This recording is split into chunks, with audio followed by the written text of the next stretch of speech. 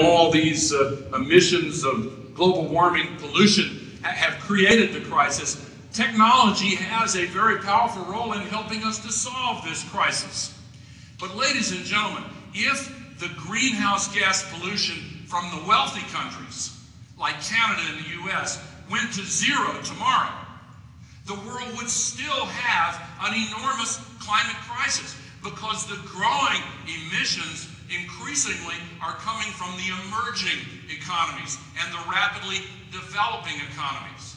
And we can't turn the clock back. Their aspirations cannot be denied, but technologies are now available to produce energy and development without the pollution.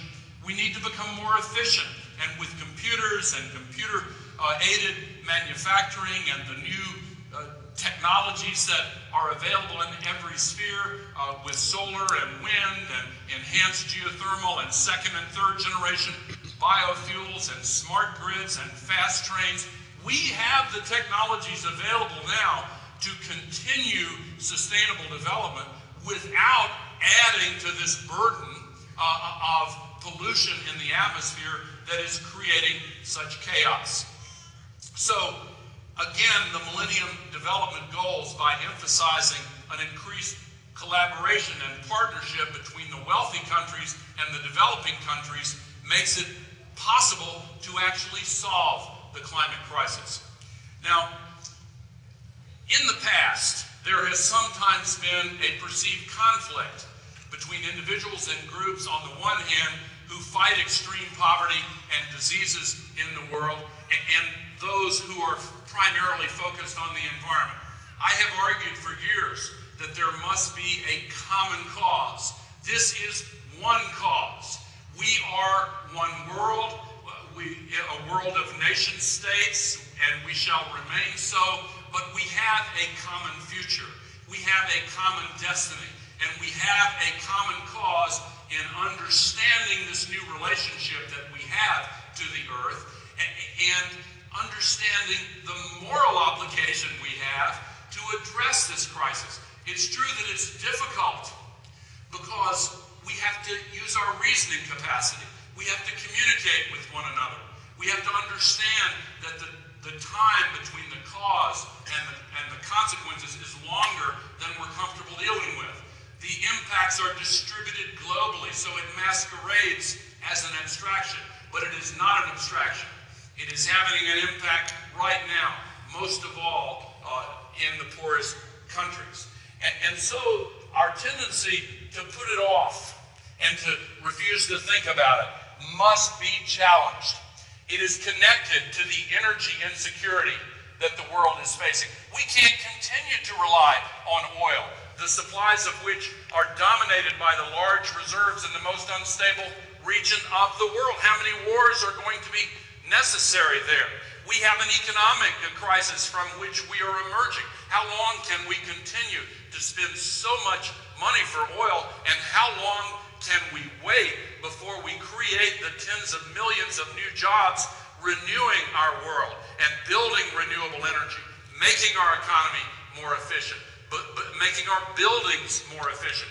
These are jobs that can be created in every country at a time when we need to have a boost to the global economy in a sustainable direction.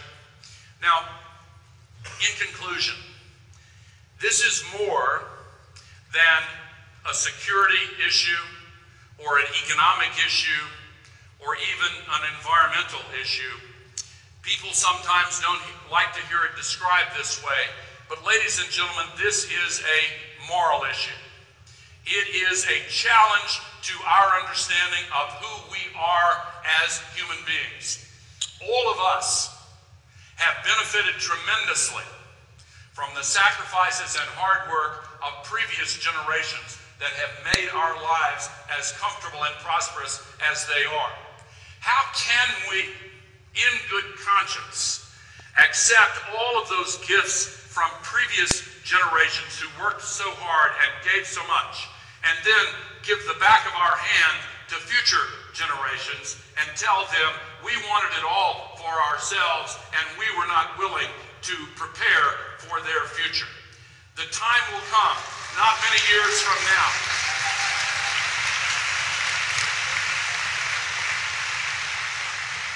The time will come not many years from now when that next generation will make an assessment of the world in which they live. If they see the ice melted, the seas rising, the refugees flowing, the diseases spreading, the droughts and floods creating chaos, the failure of political systems in developing countries, they would be well justified in looking back at us in our time and asking, what were you thinking?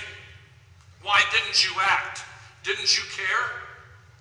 But if they look around the world in which they live and see a world in renewal with millions of good new jobs and a shared sense of common purpose, a bright future that gives them the feeling that their prospects and those of their children will improve year by year, I want them to look back and ask of us, how did you rise to solve a crisis that so many said was impossible to solve? And I want part of the answer to be that on the 40th anniversary of Earth Day in Montreal, in the Palais, men and women from all over came together to link the struggle against extreme poverty and the struggle to solve the climate crisis, and made common cause and sent the word forth and rallied the forces of conscience and common sense to solve this crisis. It can be done.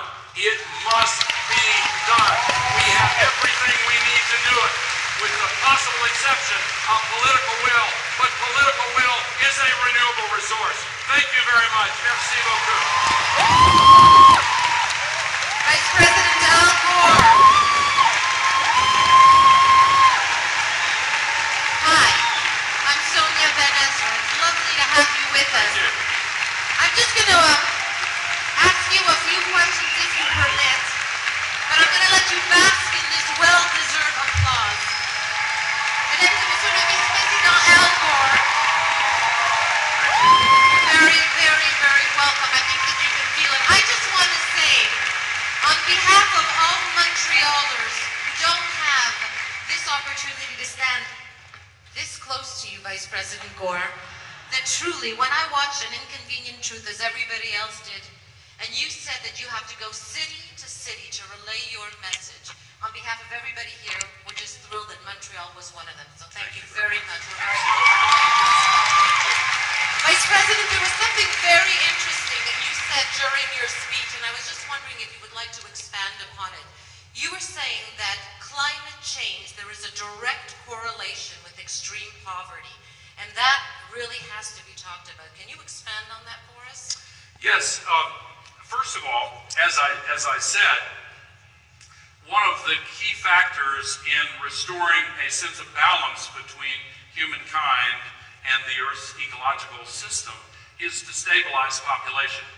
And population can't be stabilized by governments ordering people to have fewer children or having these draconian rules. The way to do that is to create the social conditions that allow people to make choices for themselves in conditions where their families can prosper. And it is not an accident that the poorest countries have the highest population growth rates. Sometimes people who don't think deeply about it just have a first impression that if more children are dying, the population is going to go down. No, it's exactly the reverse. When there is a very high death rate among children, those are the places where families are extremely large, because they want to make sure that at least some of their children survive into adulthood. Well, similarly, where girls are denied the opportunity to be educated, that's where the population growth rate is the highest, and the same is with the other factors. But there's another thing you asked me to elaborate.